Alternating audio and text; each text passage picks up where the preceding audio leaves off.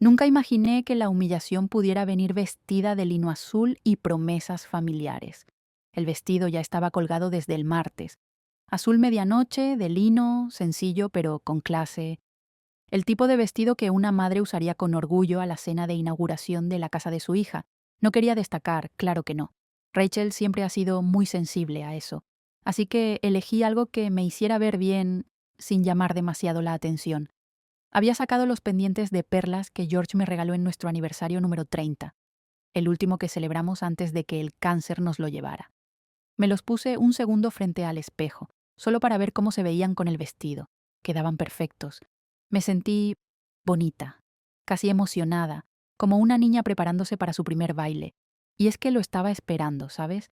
Esa noche, no por la cena en sí, sino por la oportunidad de ver a Lisa corriendo por su nueva casa, enseñándome su cuarto, sus libros, sus muñecas, por poder ayudar a Rachel en la cocina, como hacíamos antes, por escuchar a Daniel hablar de su nuevo ascenso, aunque no siempre me mire a los ojos cuando lo hace, por ver a mi familia unida. Eso pensaba mientras planchaba el dobladillo del vestido por tercera vez. Una manía, lo sé, pero me gusta que todo esté impecable.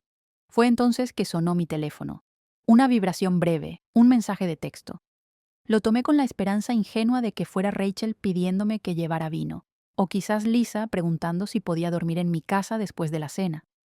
Pero número. El mensaje decía: Mamá, no estás invitada. Daniel no quiere que estés aquí. Así, frío, sin un lo siento, sin una explicación, sin siquiera un punto final. Me quedé quieta. Sentí como el cuerpo se me iba hundiendo, como si el suelo se diera apenas un centímetro, lo suficiente para que algo dentro de mí se quebrara. Volví a leerlo, una, dos, tres veces, como si en algún momento las palabras fueran a reordenarse y decir otra cosa, como si en lugar de ese rechazo seco apareciera un «Mamá, ¿a qué hora llegas?», pero número. Era eso, era real, no lloré. Me hubiera gustado decir que sí, que lloré con dignidad o con rabia, pero número. Solo me senté al borde de la cama, con el vestido aún en la mano, como una invitación que ya no servía para nada. ¿Sabes qué es lo más extraño? No fue solo el mensaje, fue lo que no decía. No decía: Daniel está nervioso, mamá, pero yo quiero que vengas. No decía: lo hablamos después, no quiero que te sientas mal. Number solo era eso. Daniel no quiere que estés aquí. Y yo, que puse el pago inicial de $500 millones para esa casa. Yo, que firmé como garante cuando no les alcanzaba el crédito. Yo, que cada mes, sin que nadie me lo pidiera, cubría los gastos extra para que Lisa no sintiera que faltaba nada. Yo no estaba invitada. Si tú también has dado todo por tu familia, y aún así te dejaron fuera, esta historia es para ti. ¿Alguna vez te hicieron sentir como si no pertenecieras a tu propia familia? Y si no quieres perderte cómo sigue esta historia, suscríbete al canal y activa la campanita. Colgué el vestido. Lo alicé con las palmas como si al hacerlo pudiera aplacar también la tristeza que empezaba a subirme por el pecho. Luego cerré la puerta del armario, como quien guarda algo precioso, pero también como quien cierra una etapa. Me senté en la cocina, sola. Ni el reloj, ni la nevera, ni el mundo a mi alrededor parecían notar lo que había pasado. Pero yo lo noté. Lo sentí en lo más hondo. Ese mensaje no me dolió por lo que decía. Me dolió por todo lo que implicaba, por todo lo que había hecho invisible, por todo lo que había dado por hecho. Y aunque en ese momento no lo sabía con certeza, algo dentro de mí empezó a moverse. No fue ira, ni siquiera tristeza. Fue algo más profundo, algo como una semilla de esto no puede seguir así. No dormí esa noche. Apagué las luces, me acosté, pero el sueño no vino. Solo estaba yo, el techo de mi habitación y ese mensaje. Daniel no quiere que estés aquí. Me lo repetía en silencio como si fuera una oración al revés. Una oración que no pide consuelo, sino lo arranca. Cerré los ojos y, sin querer, volví atrás. Volví a esa mañana de otoño en que Rachel me llamó con voz emocionada. Mamá, encontramos la casa perfecta, pero... bueno, hay un problema con el crédito. No esperó que yo preguntara nada. Solo suspiró y añadió: ¿tú podrías ayudarnos con el pago inicial? Solo para comenzar. Después nos organizamos. Yo no lo dudé. 50 millones, 100, 200. Al final fueron $500 millones. Salieron de mis cuentas como si fueran hojas que caen del árbol en otoño. Rápido, silencioso, inevitable. Lo hice con gusto, con amor, con ese instinto tonto, pero profundamente humano, de querer proteger a tus hijos incluso cuando ya son adultos. Especialmente cuando ya son adultos. Rachel siempre fue fuerte, pero no con el dinero. Daniel, en cambio, hablaba con esa seguridad que solo tienen los que nunca han pasado hambre. Yo sabía que si no ayudaba, la casa se les iría. Y yo solo quería que Rachel pudiera vivir tranquila, que Lisa creciera sin sobresaltos, sin oír frases como «este mes no alcanzamos». Así que no solo puse el dinero para el inicio, firmé como garante del préstamo, revisé cada cláusula del crédito hipotecario, asegurándome de que no los estafaran. Pagué el primer año del seguro. Después vinieron los detalles menores. Daniel quería una cocina con encimeras de mármol. Rachel soñaba con cortinas italianas y un sofá de lino importado. Lisa solo quería una cama con dosel y pegatinas de mariposa. Y yo dije que sí, a todo. Pagué los muebles, las alfombras, los apliques de bronce, la lámpara de techo del comedor que costaba más que todo mi antiguo apartamento. «No es necesario, mamá», decía Rachel a veces, con voz débil, mientras me dejaba la factura entre las manos, pero yo le respondía siempre lo mismo. «No quiero que te preocupes por nada». Y lo decía de corazón. Cuando Lisa empezó el preescolar, también fui yo quien pagó la matrícula. Cuando se enfermó de la garganta y necesitaron un especialista, también fui yo quien envió el cheque. Cuando Rachel me dijo que se sentía abrumada con el trabajo, contraté para ellas una mujer que limpiara 2 veces por semana. Y nunca pedí nada a cambio, ni una palabra, ni un agradecimiento. Solo quería estar cerca, ser útil, sentirme parte de algo, hasta que, de pronto, no lo estuve, hasta que el teléfono vibró. Y con una sola frase, supe que todo eso, cada peso, cada gesto, cada pedacito de mí que había entregado, no pesaba más que la voluntad de un hombre que no me quería en su mesa. Me levanté antes del amanecer, hice café, me senté en la mesa de la cocina y miré fijamente los documentos que aún guardaba en una carpeta azul. Ahí estaban todos. La transferencia inicial de 500 millones. El contrato de garantía hipotecaria con mi firma al final. Las facturas del decorador. Las transferencias a la escuela de Lisa. Todo en orden, todo limpio, todo mío, hasta que lo regalé. Y entonces, por primera vez en mucho tiempo, me hice una pregunta que siempre había evitado. ¿Y si querer protegerlas se había vuelto una forma muy elegante de desaparecerme a mí misma? Guardé los papeles con cuidado. Abrí mi libreta de notas. Escribí solo 3 palabras. Esto se acabó. No sé en qué momento exacto se me apagó la ilusión. Quizás fue justo después del mensaje, o quizás fue mucho antes, en alguna de esas pequeñas heridas que uno decide no ver porque vienen de las personas que ama. Lo que sí sé es que esa mañana, cuando abrí los ojos y vi el vestido todavía colgado en la puerta del armario, sentí una punzada muy distinta. Ya no era dolor. Era una claridad que, por mucho tiempo, no había querido tener. Me levanté sin hacer ruido, como si viviera con alguien más, pero no. La casa estaba en silencio. Solo yo y el eco de una verdad que no se podía maquillar con buena educación ni con más favores. Fui a la cocina, hice café, aunque no tenía hambre. Me senté frente a la ventana y miré hacia afuera, donde los árboles empezaban a teñirse de amarillo. El otoño siempre me había parecido hermoso, pero ese día, por primera vez, lo sentí cruel, como si cada hoja que caía me estuviera recordando. Ya no hay vuelta atrás. Tomé mi agenda de cuero marrón, esa que Rachel me había regalado hace años y que solía decirme con cariño: «Mamá, solo tú sigues escribiendo las cosas a mano». Yo sonreía y escribía. Ahí tenía todos los números importantes y ahí encontré el de Adrián Spencer.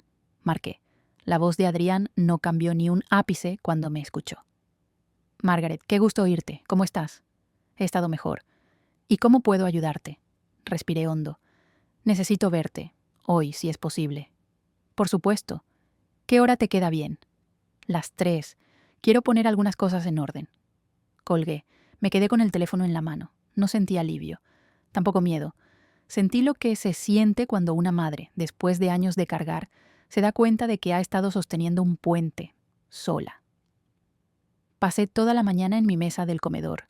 Saqué carpetas, documentos, todo perfectamente archivado, clasificado, subrayado.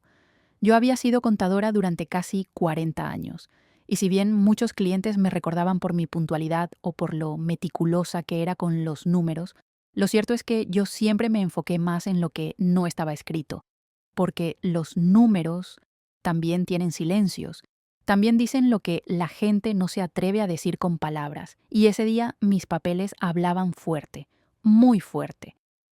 Transferencia inicial de $500 millones. Contrato hipotecario con mi firma. Comprobantes de los pagos a la escuela de Lisa. Recibos de decoración, limpieza, mantenimiento. Cláusulas del fideicomiso. Todo en orden, todo firmado con amor. Pero ahora, todo eso era también el mapa exacto de mi borrado. A las 3 en punto estaba en la oficina de Adrián. Me recibió como siempre. Traje impecable, olor a menta suave y esa mirada de quien sabe que algo importante va a decirse, aunque aún no se haya dicho nada. Nos sentamos. Él esperó. Fui yo quien habló primero. Adrián, quiero cancelar todas las transferencias automáticas a la cuenta de Rachel. De acuerdo. Y quiero que prepares los documentos para retirar mi nombre del crédito hipotecario. Eso llevará un proceso, pero es posible si ellos refinancian. Si no pueden, tendrán que encontrar cómo. Entiendo. ¿Y el fideicomiso de Lisa? Se mantiene, pero con condiciones. Quiero que sea suyo, y solo cuando cumpla 18. ¿Y sus padres? No tendrán acceso. ¿Y el testamento? Le pasé la copia actual. Quiero que lo reescribamos. Lisa se queda con su parte, pero Rachel y Daniel quedan fuera. Adrián bajó la mirada unos segundos. No era juicio, era respeto. Era la pausa que se le concede a alguien cuando está haciendo algo que le duele, pero lo hace igual. Margaret, ¿estás segura? No respondí de inmediato. Me tomé un momento, y luego dije algo que, hasta ese instante, ni yo misma sabía qué iba a decir. He pasado los últimos 20 años dándome de baja en mi propia historia, firmando cheques en lugar de poner límites, ofreciendo ayuda cuando en realidad lo que necesitaba era ser incluida. Levanté la mirada. Todo lo que firmé, Adrián, lo hice por amor, y ahora lo deshago con la misma calma, porque ese amor merece respeto, y respeto es algo que ya no me están dando. Él no dijo más, solo asintió, y empezó a redactar. El sonido del teclado llenó la habitación, y cada clic era como una puntada que iba cosiendo una nueva versión de mí misma. Al salir, el viento frío me dio en la cara. Por un segundo, sentí que iba a llorar, pero número. Era otra cosa, no era tristeza, tampoco alivio. Era dignidad, la mía, regresando, y por primera vez en mucho tiempo, me sentí completa. Esa noche no encendí la televisión. Tampoco puse música. Solo abrí las ventanas y dejé que entrara el aire frío del atardecer, ese que huele a hojas secas, a cambio de estación, a verdad. Sobre la mesa estaba mi cuaderno de tapas duras, el de las páginas amarillentas donde alguna vez apuntaba listas de mercado, ideas para la cena de Navidad, cumpleaños de antiguos vecinos. Hoy esa libreta tenía un nuevo propósito. Tomé la pluma de tinta azul, la misma que usábamos George y yo cuando escribíamos tarjetas de cumpleaños juntos, y comencé. Querido George, así, sencillo, como si todavía pudiera escucharte carraspear suavemente desde tu sillón antes de responderme. Aquí estoy, Maggie. ¿Qué pasa? George, han pasado más de 20 años desde que te fuiste, y aún así esta noche siento la necesidad de hablar contigo, como si aún vivieras en la habitación de al lado, como si aún pudiera apoyarme en tu hombro sin tener que explicar nada. Te extraño, no solo como esposo, sino como testigo. Tú me veías, tú por lo menos preguntabas. ¿Estás bien, Maggie? ¿Estás cansada? ¿Qué quieres tú? Me dabas espacio para decir no sé. Y aún así esperabas la respuesta. Hoy me di cuenta de algo que me cuesta escribir, pero necesito hacerlo. Me he pasado la vida entera viviendo para otros.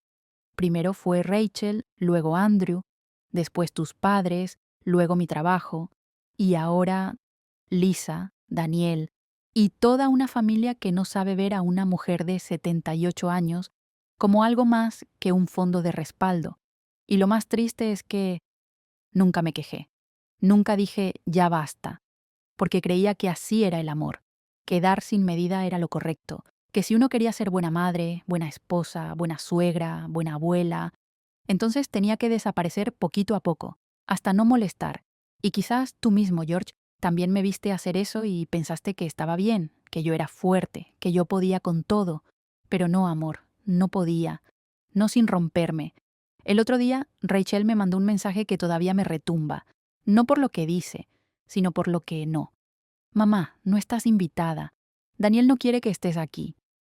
Eso fue todo.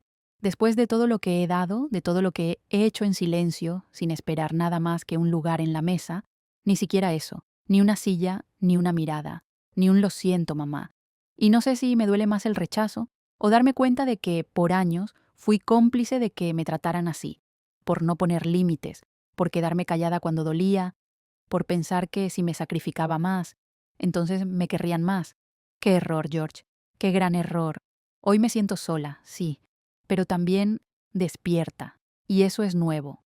Por primera vez en mucho tiempo he dejado de pedir permiso para existir. He detenido las transferencias, he cambiado mi testamento, he dicho no, y no lo hice con rabia, lo hice con la paz de quien, por fin, entendió que también tiene derecho a elegir, a guardar algo para sí misma. George, si pudieras verme hoy, creo que te sorprenderías. No por lo que hago, sino por cómo lo hago. Con calma, con dignidad, con esa firmeza suave que aprendí demasiado tarde, pero que ya no quiero soltar. Gracias por haberme amado. Gracias por haberme escuchado cuando nadie más lo hacía. Y perdóname si alguna vez también me perdí contigo. No era tu culpa. Era el miedo. El miedo a mirar hacia adentro y no saber quién era yo sin el título de esposa de, mamá de, abuela de.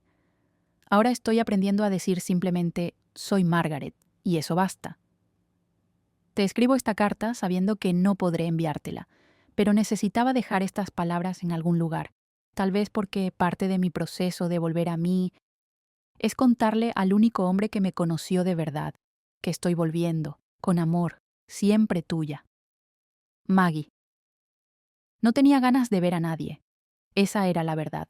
Después de lo de Rachel, después de los papeles con Adrián, después de la carta a George, sentía que me había vaciado por dentro, como si todas las palabras que tenía acumuladas durante años se hubieran salido de golpe, y ahora solo me quedaba el eco. Pero Lena no es alguien, Lena es otra cosa, un refugio con piernas y voz firme, una de esas amigas que no te exige sonreír, pero que tampoco te deja hundirte sola. Te pasas por casa esta noche. Tengo vino y tengo oído. No preguntó si quería, solo dijo que sí, y yo obedecí. Porque a veces una necesita que alguien más le tome la mano y le diga, vamos, yo manejo por un rato. Lena vive en un departamento en Capitol Hill que huele a madera, a libros viejos, a té de jazmín, tiene cuadros coloridos, plantas en cada rincón y una alfombra turca que compró en una crisis de los 50. Yo siempre le digo que su casa parece un nido de artista. Ella dice que es solo un lugar donde una mujer puede respirar sin pedir permiso. Cuando llegué, ya había una copa servida para mí. Blanco, frío, con unas gotitas en el cristal. Me lo alcanzó sin palabras. Nos sentamos en su sala, las dos en silencio. ¿Qué pasó?, preguntó finalmente con esa voz suya que no empuja, solo invita, y le conté. Todo, desde el mensaje de texto de Rachel, hasta la calma helada con la que llamé a Adrián, hasta la carta que había escrito, con la tinta aún fresca, guardada bajo llave junto a los restos de mi dignidad. Lena no me interrumpió. No me llenó de frases vacías como seguro te lo va a agradecer después o quizás fue solo un mal momento. Ella solo escuchó, y cuando terminé, tomó un sorbo de vino, me miró directo a los ojos y dijo: no quieren una madre, Margaret. Quieren un cajero automático que no hable, uno que aparezca cuando lo necesitan y se apague cuando les incomoda. La frase me golpeó, no como un puñetazo, no. Como una piedra que cae en un lago quieto y empieza a hacer olas. Me reí. ¿Sí? Por primera vez en días, me reí. Bajito, sorprendida, con ese tipo de risa que te sale cuando algo es tan triste que ya no queda más que reconocerlo. Dios, Lena, ¿dije algo que no sea verdad? No. Nos quedamos en silencio. Yo mirando el vino, ella mirándome, y después de esa risa vino otra cosa, una pausa larga, hondísima, de esas donde el cuerpo descansa aunque el alma esté herida. ¿Y ahora qué vas a hacer?, preguntó finalmente. No lo sabía, no del todo, solo tenía esa sensación extraña, como cuando una se despierta en una casa ajena y, por un segundo, no recuerda en qué lugar está. Estoy aprendiendo a no disculparme por ocupar espacio. ¿Cómo te sientes con eso? Rara. ¿Bien rara o mal rara? Como cuando te sacan una astilla que llevabas tanto tiempo que ya creías que era parte de tu cuerpo. Lena me sonrió, y brindamos. Por esa astilla fuera, por ese espacio que ahora, por fin, me pertenecía. Esa noche hablamos de muchas cosas, de sus planes para convertir el cuarto de invitados en un estudio de cerámica, de mis clases de cocina italiana que aún no me atrevía a tomar, del viaje a Toscana, que siempre decíamos que haríamos y que nunca poníamos fecha. Era refrescante hablar de futuro, no como algo abstracto, sino como algo que todavía podía escribirse. Por mí, para mí. Antes de irme, Lena me abrazó fuerte y me susurró algo que todavía llevo conmigo. Margaret, tú no perdiste a tu hija, te perdiste a ti misma por años. Ahora te estás encontrando y créeme, vale la pena. Esa noche, al llegar a casa, no me senté en la cocina como siempre. Me senté en el suelo, junto a la ventana abierta, con las piernas cruzadas como cuando era niña. Y respiré, solo eso. Por primera vez en mucho tiempo, respiré sin que me doliera ser yo. Sonó el teléfono. Era un número que conocía demasiado bien. Rachel, lo pensé. Por un segundo entero, lo pensé. Dejarlo sonar, no contestar, como ella hizo conmigo. Pero no soy así. No puedo ser así. Entonces contesté. Hola, mamá. Hola. Silencio. Ese silencio incómodo que se instala cuando alguien llama, no porque quiera hablar, sino porque necesita algo. Lisa preguntó por ti. Mi garganta se cerró un poco. ¿Ah, sí? Dice que por qué no viniste a ver su cuarto nuevo, que esperó toda la noche, que se quedó dormida mirando la puerta. Respiré. No respondí enseguida. Cada palabra pesaba como plomo. Rachel lo sabía, y siguió. Ha estado llorando, mamá, mucho. Dice que tú siempre le prometías que ibas a estar, y que ahora no estás, que ya no la quieres. Ahí me quebré por dentro, porque Lisa es mi corazón con trenzas, mi risa favorita. La única persona en esa casa que no me ha pedido nunca nada más que estar. Y yo, que estuve para todos, ¿cómo no iba a estar para ella? Me imaginé su carita redonda, con los ojos hinchados, preguntándole a Rachel por qué la abuela no vino. Me imaginé su voz chiquita. ¿Fue porque me porté mal? Y se me cayó el alma al suelo. Pero también sentí algo más. Una furia silenciosa. No contra Lisa, contra Rachel. Contra esa manipulación envuelta en afecto. Contra ese uso cruel del amor de una niña como anzuelo para hacerme retroceder. Rachel, dije despacio. ¿Sí? No vuelvas a usar a Lisa para hacerme sentir culpable. Silencio. No te estoy culpando, mamá. Solo te digo que ella está mal. ¿Y tú crees que yo estoy bien? ¿Tú crees que no me duele? ¿Tú crees que no me cuesta respirar solo de pensar en que mi nieta se sintió abandonada? Las lágrimas me subieron a los ojos, pero no eran de debilidad, eran de verdad, eran de tantas noches tragándome el llanto para no incomodar a nadie. Yo amo a Lisa más que a nada en este mundo, y por eso mismo, por eso exacto, es que no voy a permitir que ese amor se use para atarme, para doblarme, para hacerme volver a donde no se me respeta. Rachel no habló más, pero yo seguí. ¿Sabes qué me duele más? Que no hayas dicho nada tú, que hayas dejado que tu marido me borre. Y ahora, que la niña llora, vienes a buscarme con su tristeza, como quien lanza un anzuelo con la cara de un ángel. Me quedé quieta, sosteniendo el teléfono como si pesara 100 kilos, y entonces añadí algo que jamás pensé decir. Si Lisa me necesita, me encontrará, pero solo cuando tú entiendas que el amor no puede ser una cuerda para arrastrarme cada vez que te conviene. Colgué, temblando. Me senté en la cocina, abrí el cajón de los manteles y saqué uno, que Lisa me había bordado con puntadas torcidas y un sol sin forma. Lo acaricié con la yema de los dedos y lloré. Por ella, por mí, por todas las veces que amamos tanto, que terminamos perdonando lo imperdonable. Esa noche no dormí, pero por primera vez tampoco me odié por lo que había dicho. A veces, poner límites es el acto más amoroso que podemos hacer, no solo por nosotras, sino por los que vienen detrás, porque un día Lisa también será mujer y tendrá que aprender que el amor no se mendiga, no se compra y no se usa para hacer daño. La esperaré, como se espera al sol en invierno, con el corazón abierto, pero sin olvidar que yo también merezco ser cuidada. 3 golpes, ni fuertes ni tímidos, solo los golpes de alguien que sabe que quizás ya es tarde. Me asomé por la ventana y la vi, Rachel, parada frente a mi puerta como cuando era pequeña y venía a pedirme perdón por haber roto un jarrón. Solo que esta vez no era un jarrón, era otra cosa lo que estaba roto, y no se pegaba con pegamento.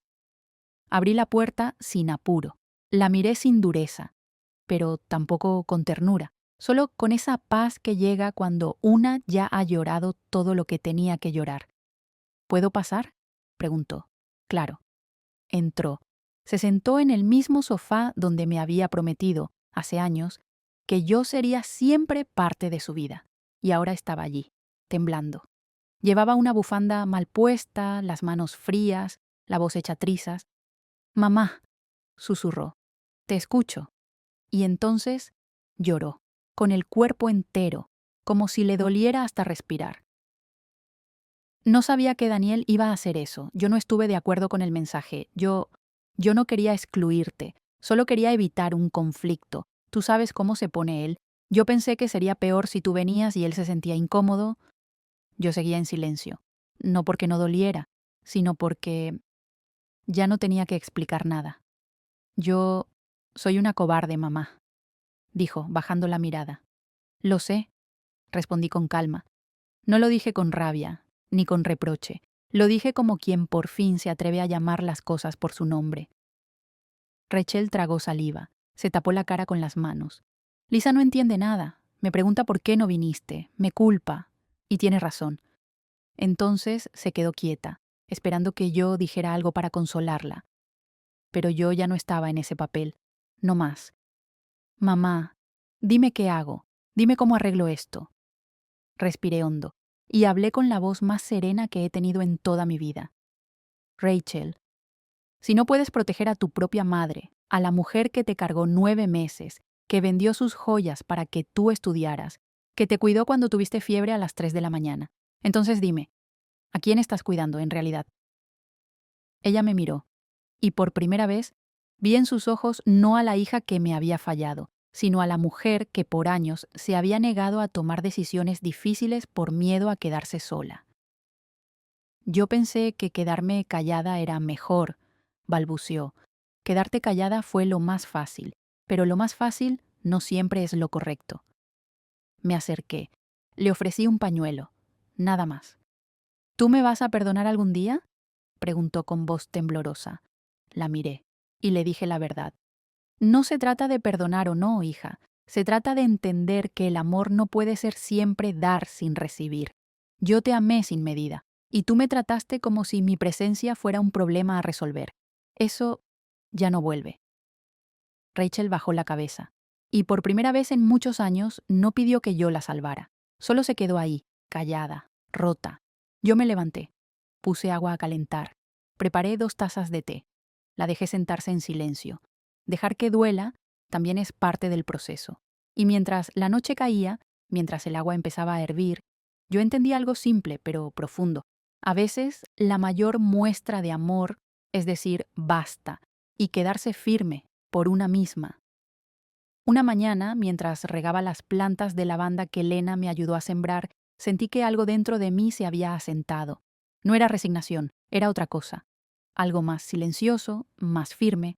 Era claridad. Había pasado por el dolor, la rabia, la culpa, la nostalgia, y ahora quedaba una sola pregunta.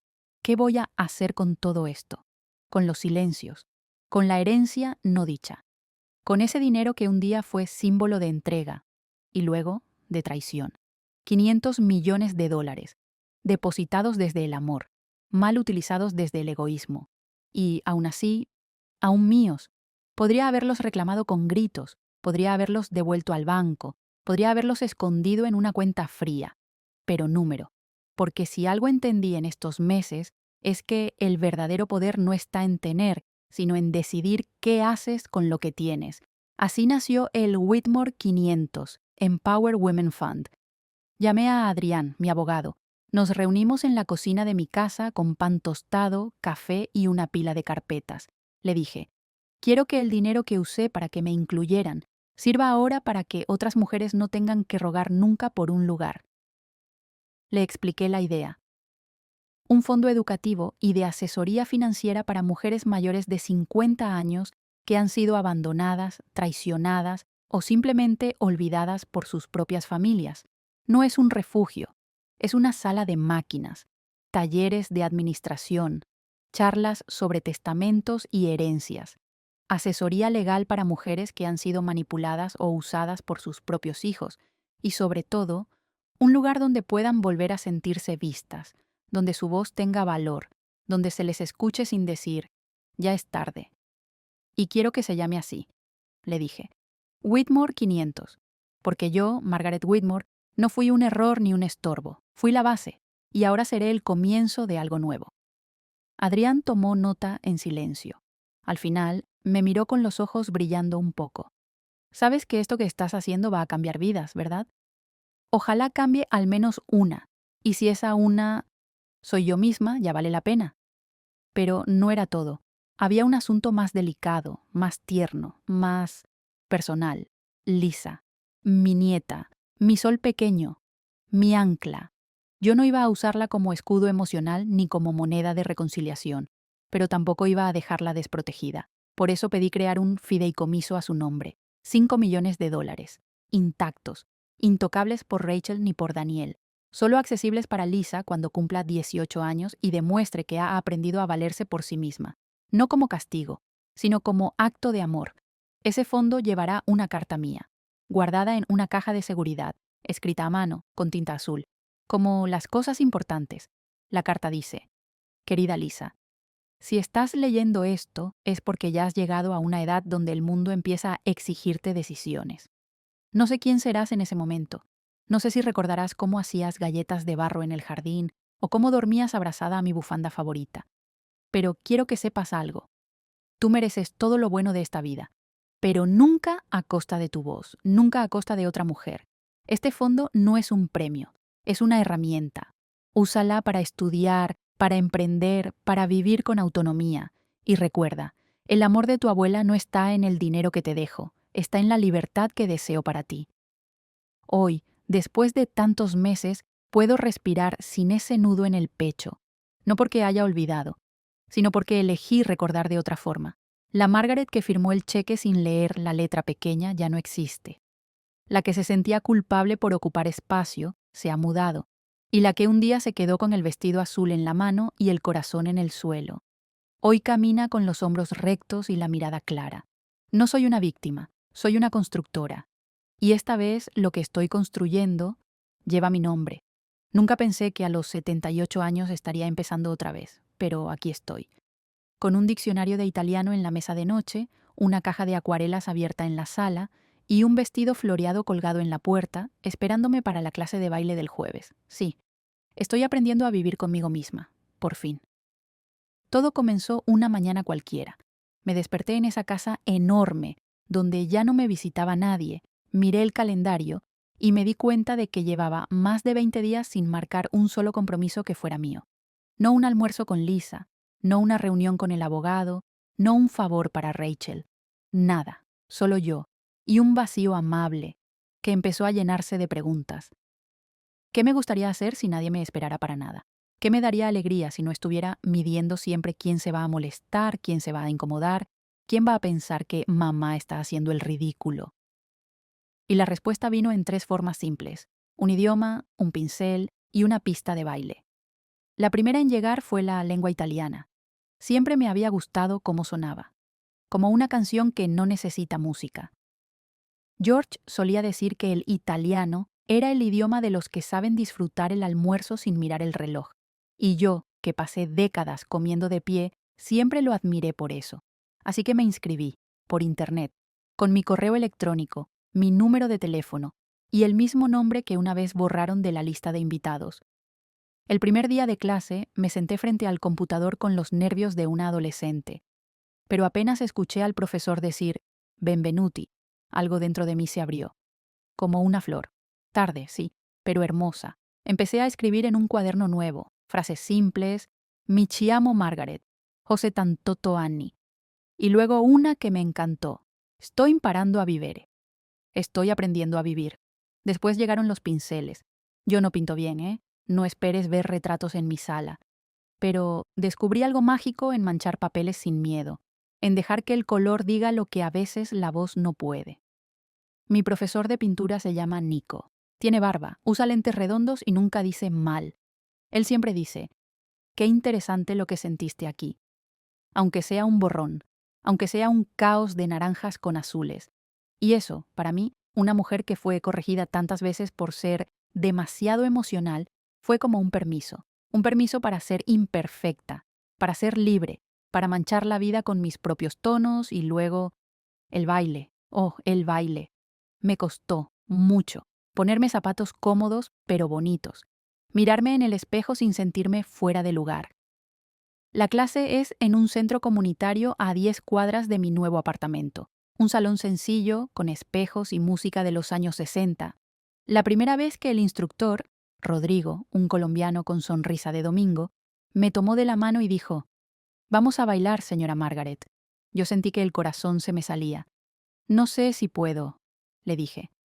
«No se trata de poder, se trata de dejar que la música haga lo que usted quiera». Y eso hice. Dejé que la música me llevara.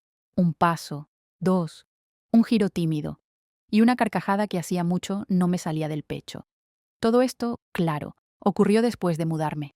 Mi nueva casa no tiene jardín, ni 2 plantas, ni cuadros heredados, pero tiene luz y tiene mis colores.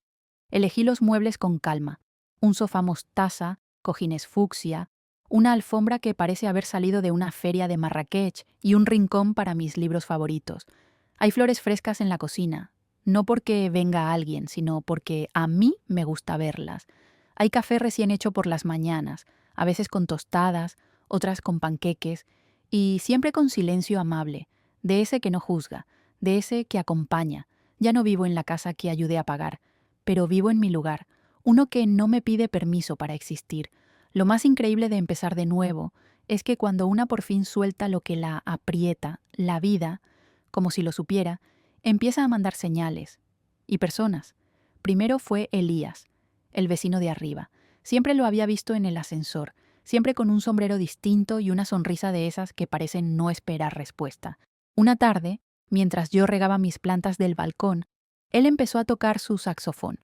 Una melodía suave, melancólica, que se colaba entre las hojas del limonero en maceta y se me instaló en el pecho como una visita inesperada. ¿Es para alguien?, le pregunté en broma, desde arriba. Él miró hacia mí, levantó el sombrero y dijo, «Para quien lo necesite». Y ese día lo necesitaba yo. Después vino Clarisse, francesa, 73 años, viuda desde hace 20, una mujer que camina como si llevara música por dentro y siempre tiene una frase ingeniosa en la punta de la lengua. Nos conocimos en una feria de libros usados. Estábamos peleando, con elegancia, por el mismo ejemplar de Simone de Beauvoir. Terminamos compartiendo un café, y desde entonces muchas cosas más. Clarisse jura que el vino cura más penas que el ibuprofeno, y yo he decidido creerle. Los viernes por la tarde, cuando el sol cae lento sobre los tejados, nos reunimos. Ella, Elías, Laura y yo, en mi sala, a veces con té, otras con sopa, y muchas con vino. Laura llegó después. Una mujer con manos de tierra y corazón de semilla. Da clases de jardinería en el parque, y tiene una risa que parece viento entre árboles. Fue ella quien me enseñó a podar sin miedo, y, más importante aún, a no pedir perdón por florecer tarde. Ninguno de ellos es familia, ninguno lleva mi sangre, pero todos me ven. y yo los veo. No preguntan si tengo nietos.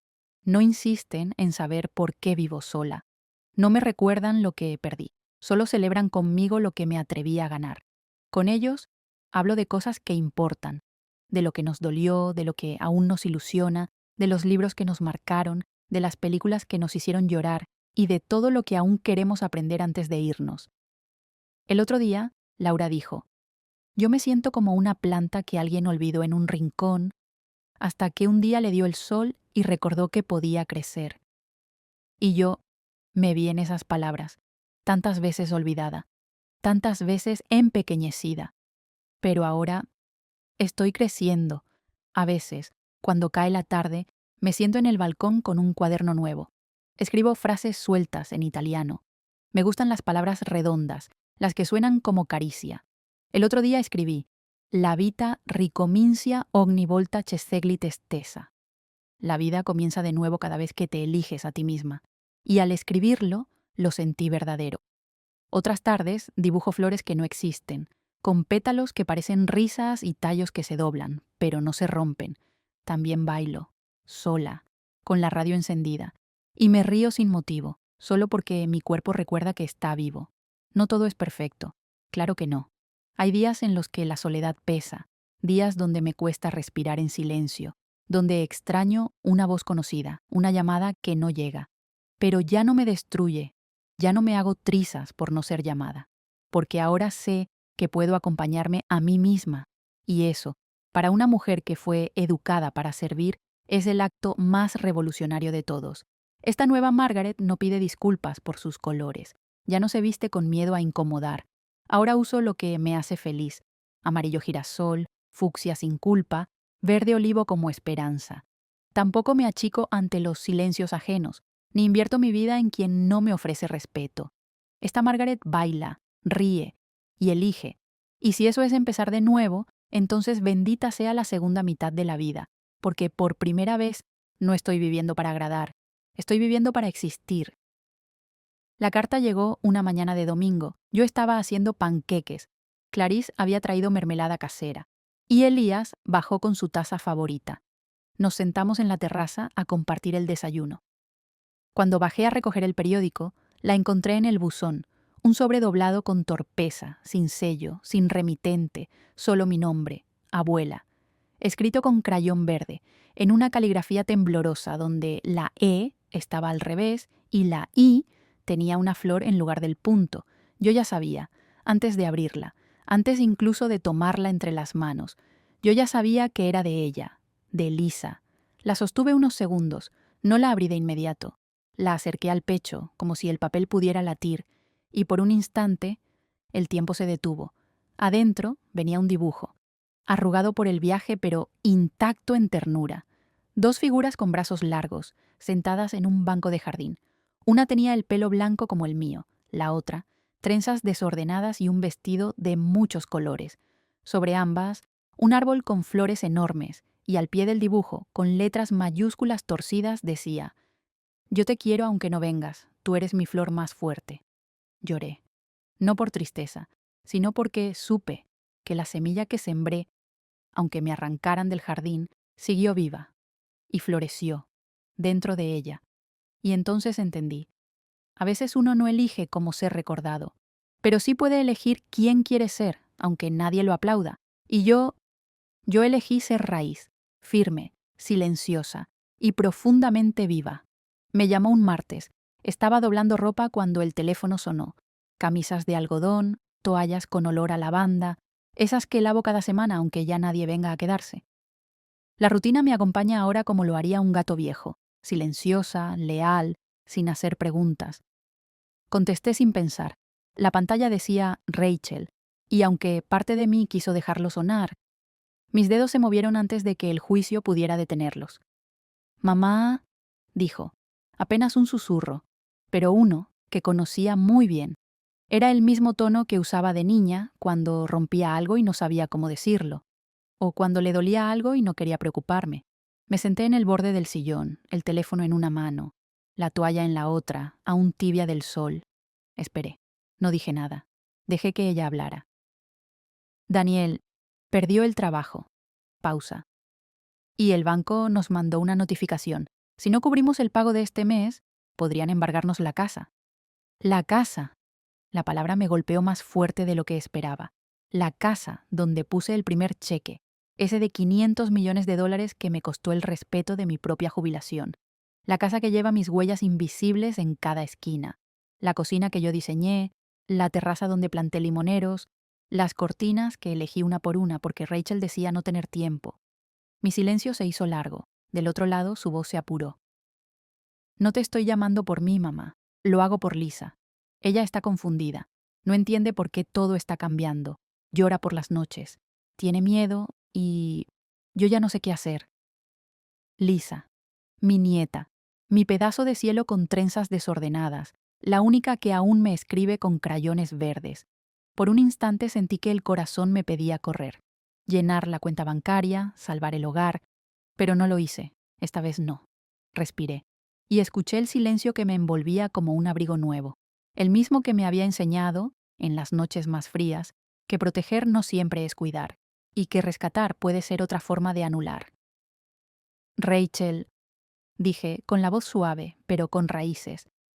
¿Recuerdas cuando eras niña y te caíste de la bicicleta? Sí, respondió confundida. Te lastimaste la rodilla, corrí hacia ti, y tú gritabas, no quiero que me cargues, solo quiero que te quedes cerca mientras me levanto. Se hizo un silencio, uno denso, pero yo continué. Yo no puedo cargarlos más, no sin romperme, no sin borrar lo que apenas estoy empezando a reconstruir en mí. Escuché cómo tragaba saliva, cómo se resistía, cómo buscaba palabras que pudieran convencerme, pero no las dijo. En lugar de eso, dejó salir una lágrima. No la vi, claro, pero la escuché. Las madres conocemos ese sonido, ese temblor en la garganta, ese nudo que solo se forma cuando algo se rompe por dentro. Mamá, por favor, hazlo por Lisa. Lo dijo bajito, como si supiera que era su última carta. Me dolió, mucho. Como solo duele lo que uno ama de verdad. Pero no cambié de idea. La amo, y por eso no voy a hacerlo. ¿Qué? Escúchame bien, Rachel. Amo a mi nieta como la zanahoria ama la tierra, con profundidad, con raíces, con una ternura que no necesita aplausos.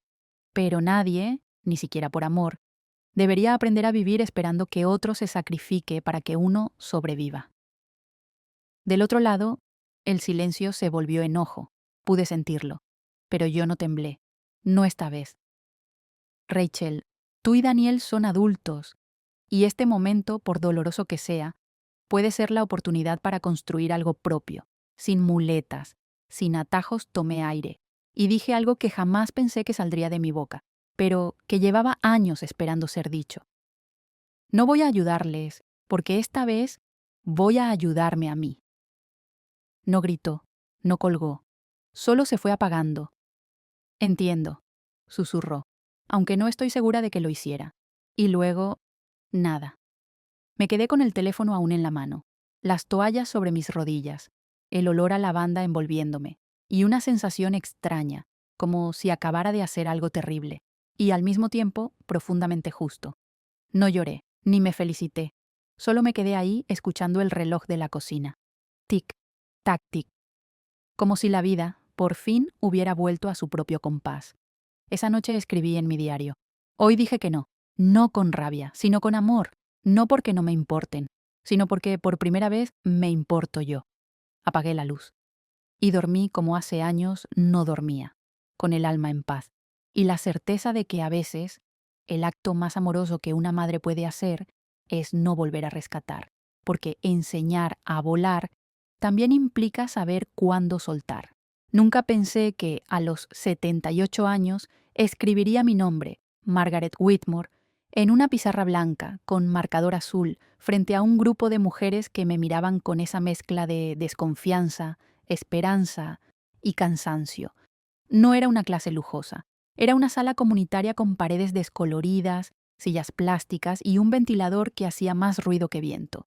Pero ahí estábamos, yo con mi carpeta de hojas escritas a mano, y ellas con sus libretas improvisadas, una hoja de cuaderno doblada, un recibo de agua, una factura de supermercado.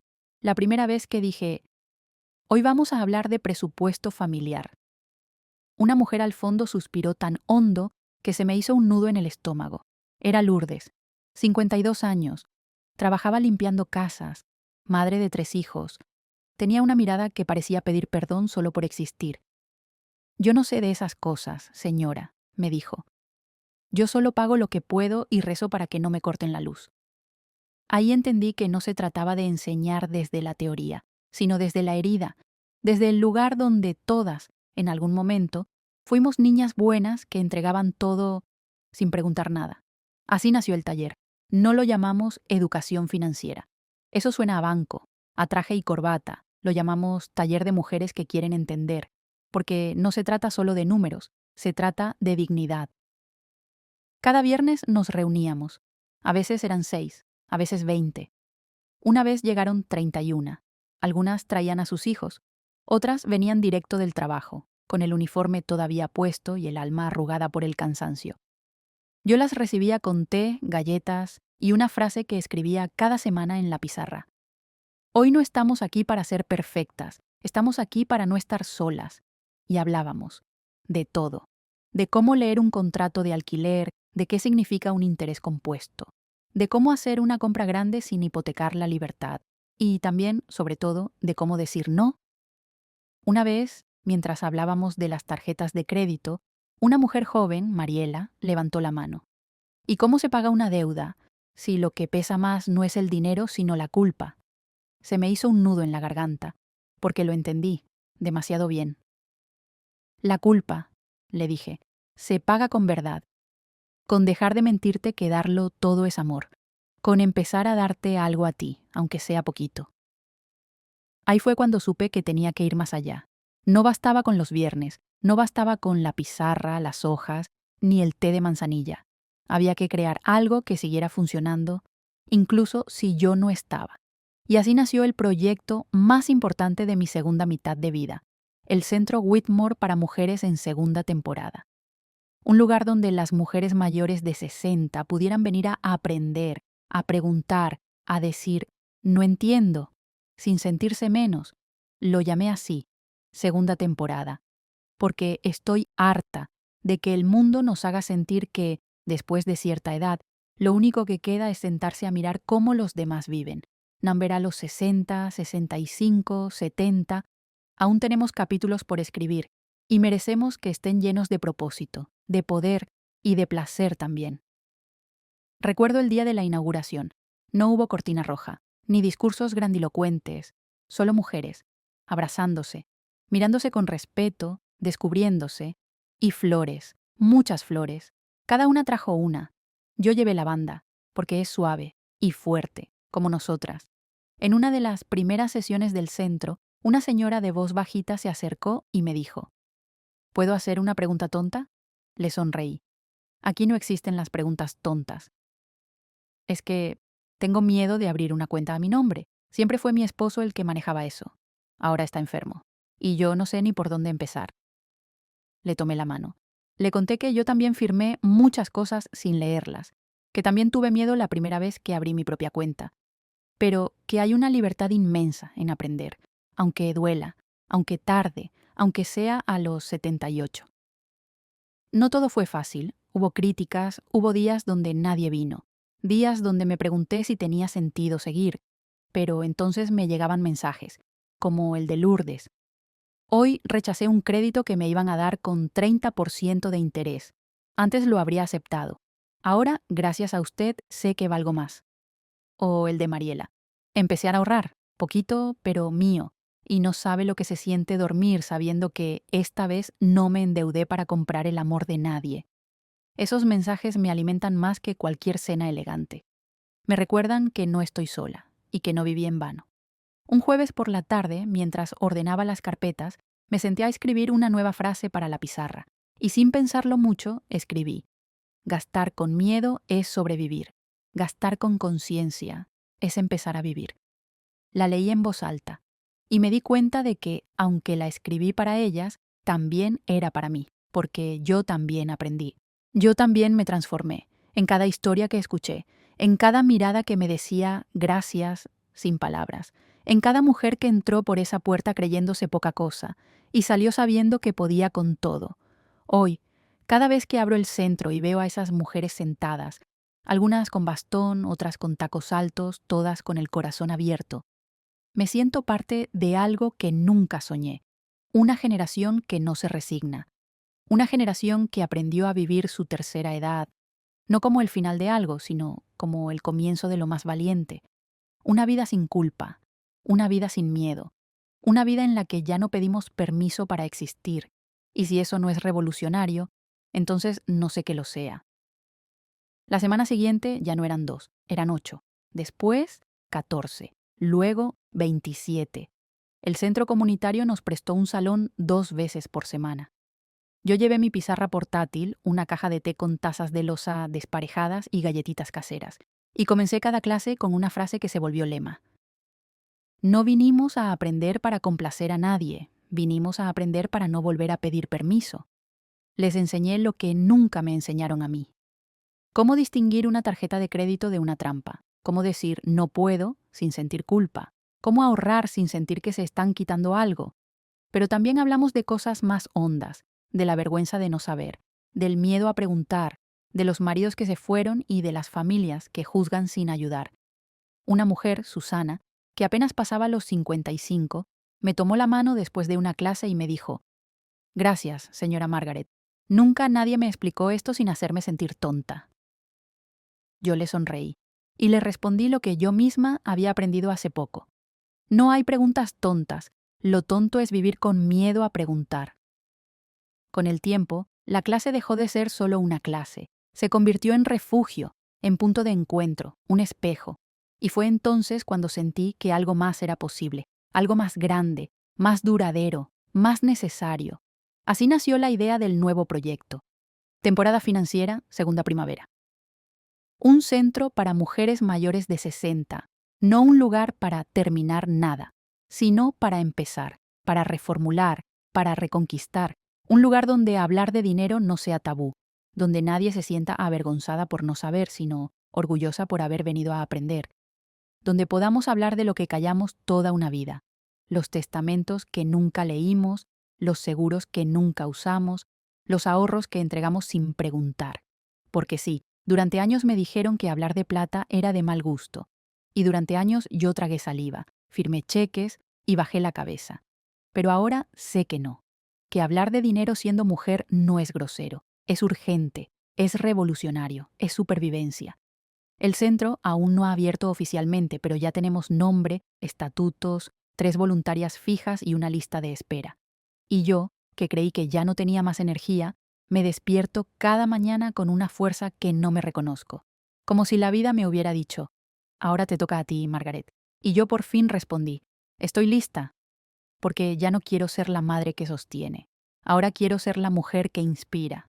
Y sí, aún enseño con ternura, pero también con claridad, porque la dulzura sin firmeza solo prolonga el silencio. Algunas alumnas ya tomaron decisiones valientes.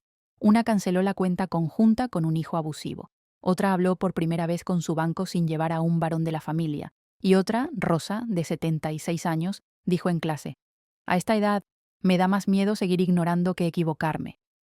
Y todas aplaudimos. No porque fuera una frase bonita, sino porque era verdadera, profunda, liberadora. Hace unos días, mientras salía de clase, me detuve frente al espejo del pasillo y me vi. No como la madre traicionada, ni como la viuda silenciosa, ni como la mujer que escribió cartas que nadie respondió. Me vi como una Margaret nueva, hecha de las ruinas y de los brotes, y supe que por fin la vida había vuelto a mis manos, no para volver atrás, sino para sembrar algo que no dependa de nadie. En la entrada del centro vamos a colgar un cartel, ya lo mandé a hacer. Dice: «Aquí no venimos a salvar a nadie, aquí venimos a dejar de esperar ser salvadas». Y debajo, en letra más pequeña: «Bienvenidas a su segunda primavera». Porque sí, nos han dicho que después de los 60 ya no hay mucho por hacer, que ya vivimos lo que había que vivir, que solo queda recordar. Pero yo sé que hay muchas como yo allá afuera, con cicatrices, con amor todavía para dar, con cuentas pendientes y con ganas de empezar de nuevo. Y yo estaré aquí, con las manos abiertas y el corazón encendido. No como guía, sino como una más, que decidió, por fin, vivir una vida donde no tenga que pedir disculpas por ocupar espacio y enseñar a otras a hacer lo mismo, con voz, con números, con dignidad. La semana siguiente ya no eran 2, eran 8, después 14, luego 27. Y no era porque yo ofreciera algo extraordinario, no tenía proyectores ni PowerPoint, ni credenciales de experta. Lo que tenía era mi historia, mis errores, mis silencios y las ganas desesperadas de que otras mujeres no tuvieran que callar tanto ni ceder tanto como yo lo hice durante más de 70 años. El centro comunitario nos prestó un salón los martes y jueves por la tarde, pequeño, con sillas de plástico y una pizarra blanca en la que el marcador a veces se negaba a escribir, pero para nosotras era más que suficiente. Yo llevaba siempre lo mismo: mi pizarra portátil, una caja con sobres de té variados, tazas de loza desparejadas, herencia de los años, y unas galletitas de avena que aprendí a hornear cuando Lisa era pequeña. Empezábamos cada clase con la misma frase, una que escribí un día casi sin pensar y que terminó convirtiéndose en nuestro himno. No vinimos a aprender para complacer a nadie, vinimos a aprender para no volver a pedir permiso. Las primeras veces que lo dije, algunas se rieron bajito, otras bajaron la mirada, como si la idea misma de no pedir permiso fuera demasiado para imaginarla posible. Pero con el tiempo, esas palabras echaron raíces. Les enseñé lo que nunca me enseñaron a mí: cómo leer el desglose de un recibo de tarjeta sin que te duela el estómago, cómo detectar cuándo un crédito es una trampa, cómo abrir una cuenta a nombre propio, sin depender del esposo, del hijo, del cuñado. Pero también hablamos de otras cosas, cosas que no vienen en los manuales. Hablamos de la vergüenza, de esa que se instala cuando una no sabe llenar un formulario y el empleado del banco te habla como si fueras una niña torpe. Hablamos del miedo, de ese miedo invisible que te hace decir sí cuando quieres decir no, solo para no incomodar. Hablamos de los maridos que se fueron, sí, pero también de los que se quedaron y nunca preguntaron cómo te sentías. Y sobre todo, hablamos de cómo el amor, ese que tanto se nos exige dar, no puede ser más grande que el respeto que merecemos recibir. Una mujer, Susana, apenas pasaba los 55, pelo corto, manos que no paraban de moverse mientras hablaba. Me tomó la mano después de clase y me dijo: «Gracias, señora Margaret. Nunca nadie me explicó esto sin hacerme sentir tonta». Yo le sonreí y le respondí lo que me costó décadas aprender: no hay preguntas tontas, lo tonto es vivir toda una vida con miedo a preguntar. Ese día me fui a casa y lloré en silencio, pero no por tristeza, sino porque entendí que, sin proponérmelo, había empezado a reparar algo, en mí y en ellas. Con el tiempo, el grupo se convirtió en algo más que una clase. Era un refugio, un pequeño país de mujeres sin etiquetas. Allí nadie era la abandonada, la viuda, la que no terminó la primaria, la que vive con el hijo, la que cuida a los nietos. Allí, simplemente, éramos mujeres que estaban dispuestas a aprender, para dejar de sobrevivir y empezar a elegir. Fue entonces cuando nació la idea que cambió todo. Una noche, mientras tomaba té con Clarice y Laura, les conté lo que venía sintiendo. ¿Y si hacemos algo más grande? Algo que dure, que no dependa de que yo pueda venir o no, un lugar, un verdadero espacio para mujeres mayores de 60 que quieran empezar de nuevo. Clarice, con su voz pausada, dijo: «Un lugar donde nadie te diga que ya es tarde». Laura agregó: «Donde podamos florecer sin pedir disculpas». Y así, entre cucharadas de sopa y migas de pan, nació el nombre. Temporada financiera, segunda primavera, no como metáfora, como promesa. Una casa para mujeres que no quieren terminar, que quieren empezar, que no se conforman con mirar fotos del pasado, sino que desean tener proyectos en el futuro. Empezamos con poco: los estatutos, una lista de voluntarias, un archivo en la computadora con ideas, sueños y esquemas dibujados a mano. Pero lo que teníamos de sobra era ganas, ganas de vivir, de nombrar, de no dejar que el dinero, ese tabú con dientes afilados, nos siga robando decisiones. Una de las primeras reglas del centro fue esta: aquí nadie tiene que justificar sus errores. Aquí celebramos a quien se atreve a mirar de frente. Porque yo lo sé, A muchas nos han dicho que hablar de dinero es de mal gusto, que es cosa de hombres, que no debemos meternos. Y durante años yo me tragué esos mandatos. Firmé cheques sin leer. Puse mi nombre en documentos que no entendía. Regalé ahorros que jamás volvieron. Pero ya no. Porque entendí, tarde sí, pero con fuerza, que hablar de dinero siendo mujer no es vulgar. Es vital, es cuidarse, es defender la vida que una se merece. El centro aún no ha abierto oficialmente, pero ya tenemos nombres en la puerta y sueños en los estantes. Cada vez que entro me lleno de una energía que creí perdida. Me siento fuerte, útil, presente, como si la vida, por fin, me estuviera diciendo, ahora te toca a ti. Y esta vez yo no respondo con dudas, respondo con paso firme, porque ya no quiero ser solo la madre que da. Quiero ser la mujer que enseña a otras a darse. Y sí, sigo enseñando con ternura, pero ahora también con claridad, porque la dulzura sin verdad solo prolonga la dependencia. Muchas de las alumnas ya tomaron decisiones que merecen ser contadas. Una canceló una cuenta conjunta con su hijo, quien usaba su pensión para pagar sus deudas. Otra se atrevió a hablar con su banco y logró reestructurar un préstamo que la tenía asfixiada desde hace 3 años. Y Rosa, una de mis favoritas, de 76 años, pelo blanco y ojos chispeantes, dijo un día en clase, a esta edad me da más miedo seguir ignorando que equivocarme. Y todas aplaudimos, no por la frase, sino porque nos vimos en ella. Esa frase la voy a poner en la entrada del nuevo centro, justo debajo del cartel que ya mandé a hacer que dice, aquí no venimos a salvar a nadie, aquí venimos a dejar de esperar ser salvadas. Y debajo, en letra más pequeña, bienvenidas a su segunda primavera.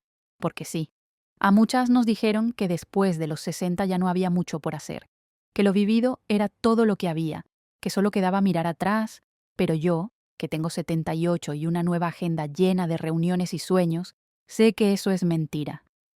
Hay mucho por vivir, mucho por sembrar, mucho por compartir.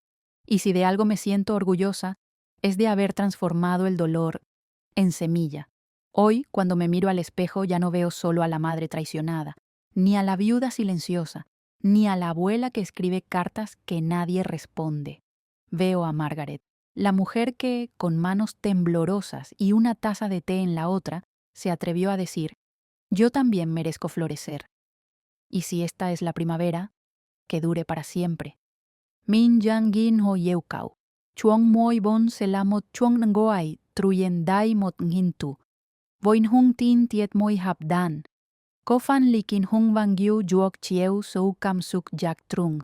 Que bang yong tu tikwa Margaret. Min sebat yauviet ngai. Capítulo 14. El sobre que no debía abrir.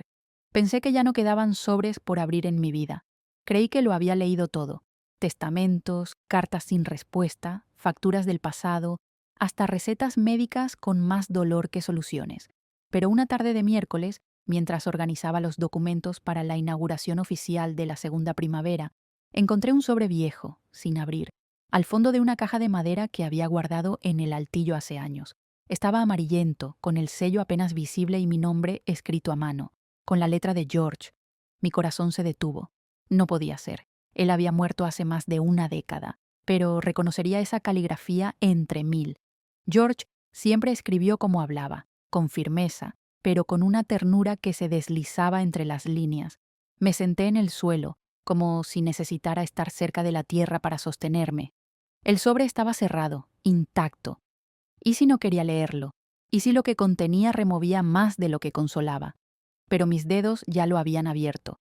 Adentro una sola hoja, cuidadosamente doblada, y el olor inconfundible de su estudio, madera, tinta y una pizca de café frío.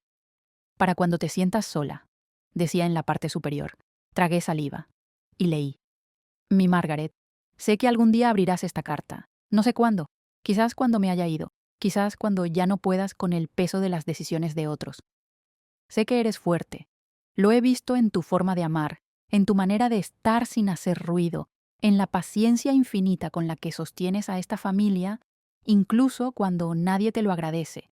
Pero también sé que a veces te olvidas de ti, y eso, amor mío, es lo único que no quiero que hagas, porque tú no eres solo madre, ni esposa, ni cuidadora. Eres mujer, con sueños, con dudas, con ganas de equivocarte y volver a empezar.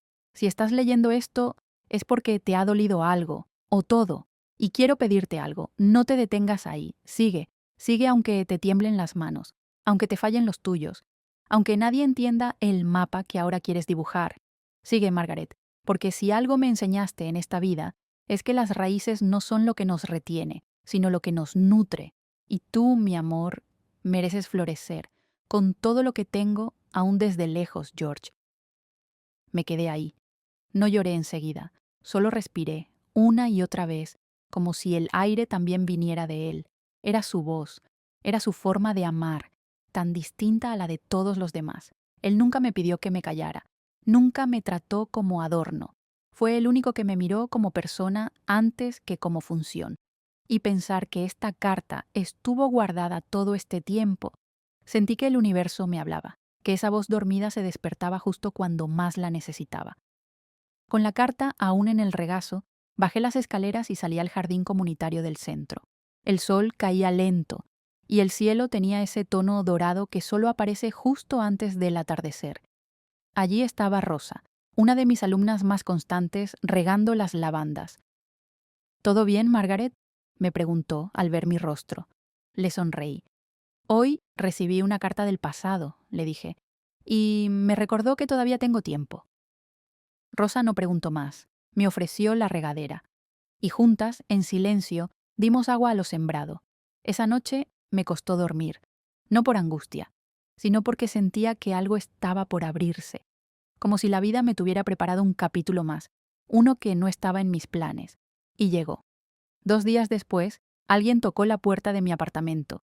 Era Clarisse, la francesa alegre que cree que todo se arregla con vino tinto. Pero no venía sola. A su lado, una mujer de unos 40 y tantos, con gafas oscuras, una carpeta en la mano y una expresión tensa.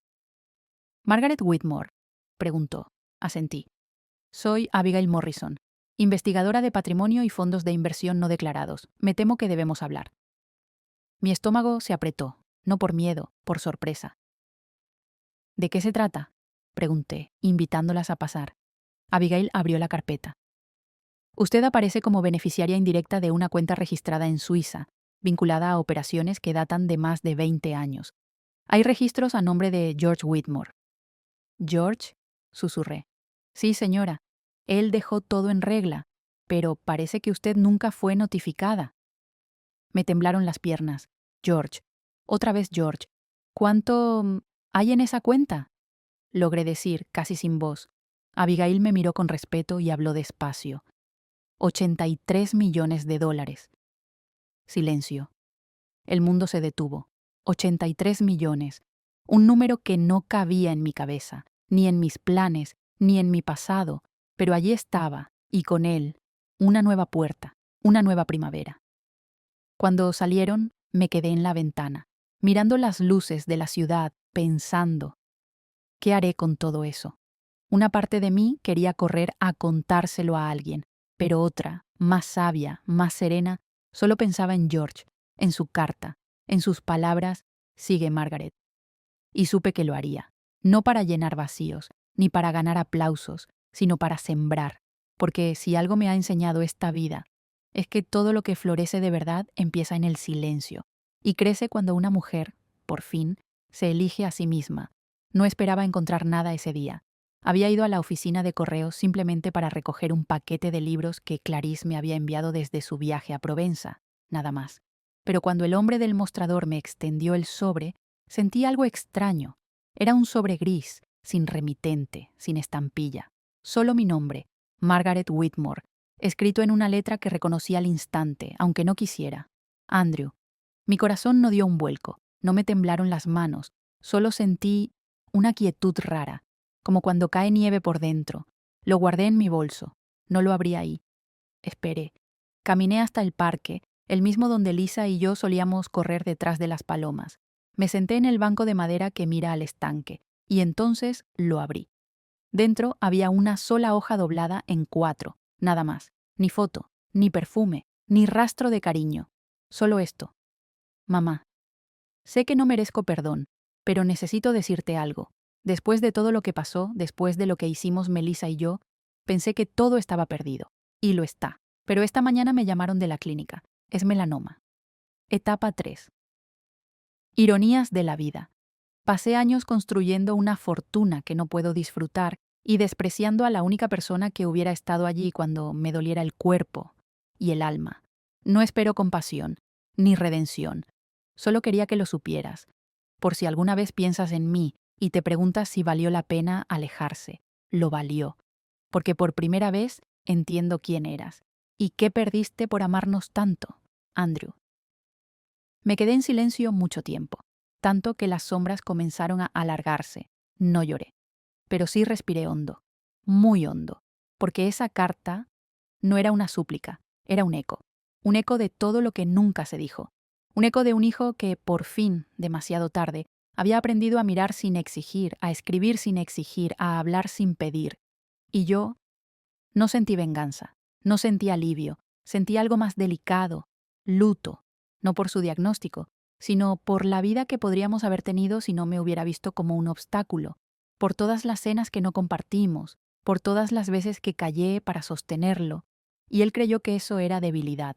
Guardé la carta, la doblé con cuidado, y volví a casa. Esa noche no hablé con nadie, ni siquiera con Elías, que vino a dejarme pan caliente. Le sonreí, le dije que estaba cansada, y cerré la puerta con suavidad. Encendí una vela, saqué mi diario y escribí: Hoy supe que mi hijo está muriendo, pero en el fondo hace mucho que lo perdí, y sin embargo sigo siendo su madre, pero ya no desde el sacrificio, ahora desde la compasión. Al día siguiente hice algo que no esperaba hacer. Fui a la clínica, no para reclamar, no para perdonar, solo para mirar a los ojos de mi hijo, como mujer, no como mártir, no como víctima, como la Margaret que reconstruyó su vida sin él, pero que aún sabe reconocer el dolor humano cuando lo ve. Andrew no me esperaba. Cuando me vio, se incorporó como pudo, más flaco, más pálido, más solo que nunca. «Mamá», susurró, y yo solo dije: «No vengo a resolverte la vida, solo vengo a sentarme a tu lado un rato, como cuando eras niño y te dolía la garganta». Nos quedamos así, sin hablar mucho. A veces, el amor que queda es el que no exige nada. Antes de irme, le dejé algo en la mesa. No dinero, no una promesa. Un frasco pequeño con crema de lavanda que preparé con mis manos. Y un sobre. Dentro, una nota. No sé si el perdón cura, pero a veces el silencio acompañado también sana. Salí de la clínica con el corazón distinto, no más roto, no más lleno, solo más en paz. Afuera, el cielo estaba nublado, pero justo cuando llegué a casa, un rayo de sol se coló por la ventana y sentí que la vida, incluso con sus cicatrices, todavía sabía cómo abrazar. Y esa noche dormí sin almohada mojada, porque por fin entendí que amar no siempre es retener. A veces es saber soltar con ternura. Mensaje final del relato. No importa cuán profunda sea la herida, ni cuántas veces te hayan hecho sentir invisible, el amor verdadero, el que no se compra ni se mendiga, y la fuerza de vivir con dignidad son los bienes más valiosos que una mujer puede conservar, porque incluso en el abandono, una vida puede renacer. Y cuando una mujer se elige a sí misma, inspira a todo un mundo a hacer lo mismo. Esta historia te tocó el corazón, entonces haz algo con esa emoción. Cuéntame tu historia. ¿Alguna vez tuviste que elegirte a ti misma? Comparte este video si conoces a una mujer que también merece florecer. Dale like si alguna parte de esta historia se sintió tuya. Esto no es solo un relato, es una invitación a que tú también hables, porque cada vez que una mujer se atreve a decir su verdad, abre el camino para que otras también lo hagan. Esta es una historia ficticia que no pretende ofender ni atacar a nadie. Fue creada únicamente para transmitir una lección significativa a los espectadores, y todos los nombres de los personajes son completamente ficticios.